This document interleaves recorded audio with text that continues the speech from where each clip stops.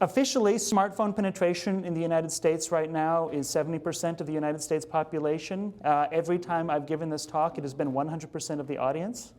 So I'm not exactly sure why those numbers don't match up, but I think that has something to do with the people that I give this talk to, or Pew really screwed up. I'm not sure.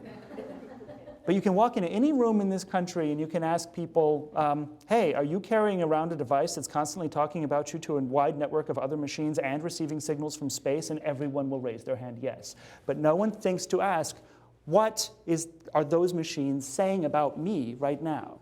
We don't. This is big data. This is what we're talking about when we're talking about big data, is those conversations that are happening right now between all of our machines about us. So with email and video and music streaming and posting and tweeting, mostly streaming, we create on the order of 1.8 million megabytes of data each year just through passive interactions with machines. It's about 9 CD-ROMs a day. That's IDC.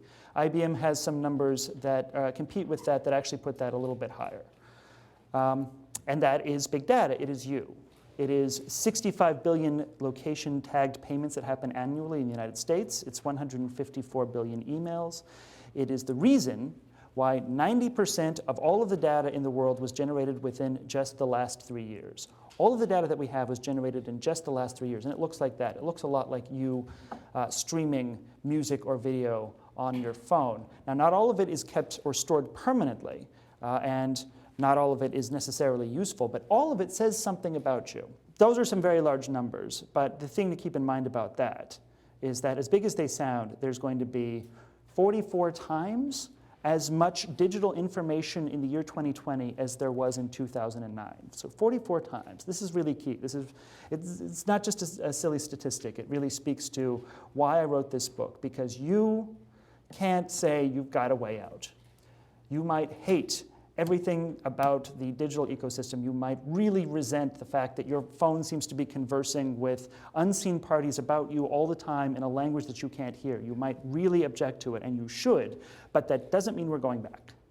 You can't go from 44 times as much digital information in 2020 to 43 times, to 39 times. We can all get up and walk outside and throw our phones in the street and really decide to inconvenience ourselves for a couple of weeks until we finally burst. But basically, we're going to be creating exponentially more data in the year 2020 than we do right now. There is no going back.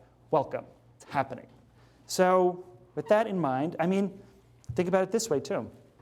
In 2008, the number of interconnected devices first surpassed the human population. And in the year 2020, this is according to Cisco, the number of interconnected devices will be 50 billion.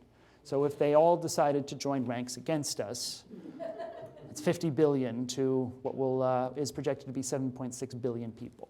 So we're already toast, as long as we're talking about machines having conversations with one another about us. So with that in mind, for me, the next question was, what if I understood more about what this phone is saying about me with those cell towers? What if I could make more use of that information? Somebody out there is able to make use of that information. Otherwise, it wouldn't exist. It's ultimately for people. The machines themselves have no agenda. They want only to live.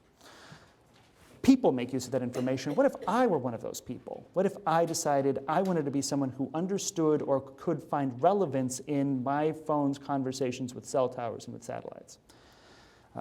This, for me, is a really important point, because I believe that the most important theme of the next 2 decades is the rising tension between empowered individuals and declining institutions. And here's what I mean by that. For a long time, I was a deputy editor of a magazine called The Futurist, and I'm still their editor at large. It was a really fun job, and every so often I got to talk with science fiction authors, and I talked with Cory Doctorow once, and I asked him, how do you come up with the ideas for your science fiction? And he said, pick something that's difficult, complicated, and expensive for people to do, and then imagine that thing becoming simple, cheap, and inexpensive, and write about it, because that's what's happening. And that's the story of the future. That is the story of big data, too. It's the story of computation.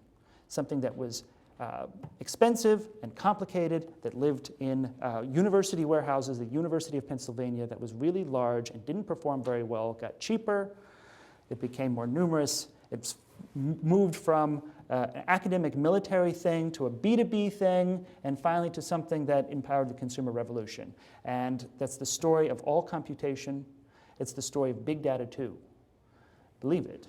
Big data right now is something that it seems like governments created, that businesses use to triangulate your behavior. And the good news is that there's no reason why it can't be something that you use as well. You created this data.